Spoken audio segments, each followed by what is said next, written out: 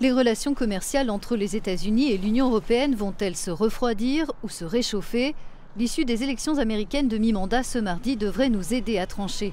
Pour l'instant, les discussions bilatérales sont suspendues, notamment au sujet de l'automobile. Rappelons que le président américain a menacé d'imposer des taxes douanières sur les voitures importées aux États-Unis.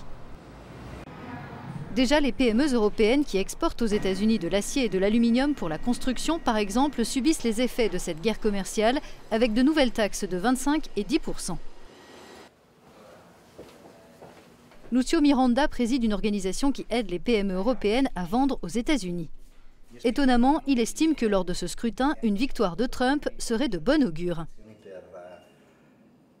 Si les élections sont positives pour Trump et que la puissance de l'administration Trump est confirmée, les négociations commerciales seront facilitées parce que Washington n'aura plus besoin de montrer ses muscles pour reprendre ce qui pourrait être perdu politiquement.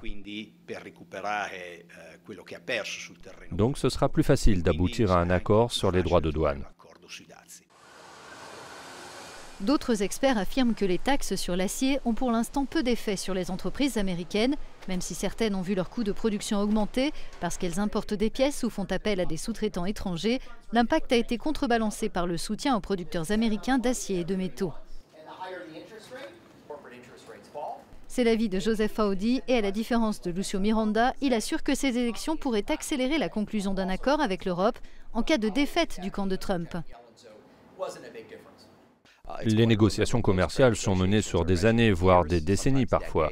Mais je crois que si Donald Trump essuie un revers, l'Europe pourrait y voir l'opportunité de conclure un accord et d'envisager les 3 ou 4 prochains mois sous un jour plus favorable.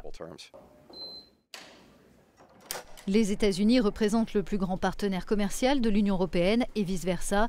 Et il est clair que les relations sont meilleures quand aucune mesure positive ou négative n'est prise à court terme, ce qui crée de l'incertitude.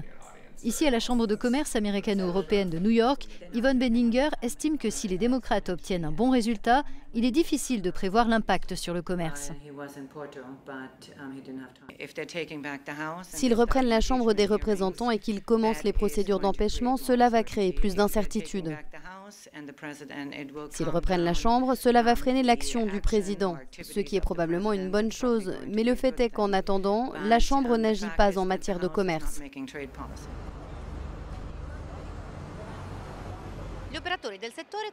Dans le monde des affaires, on s'accorde à dire que ces élections de mi-mandat influenceront les négociations commerciales avec l'Europe en vue des prochaines discussions fin novembre.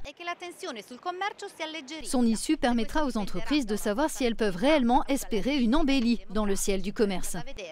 Da New York, Michela Monte per Euronews.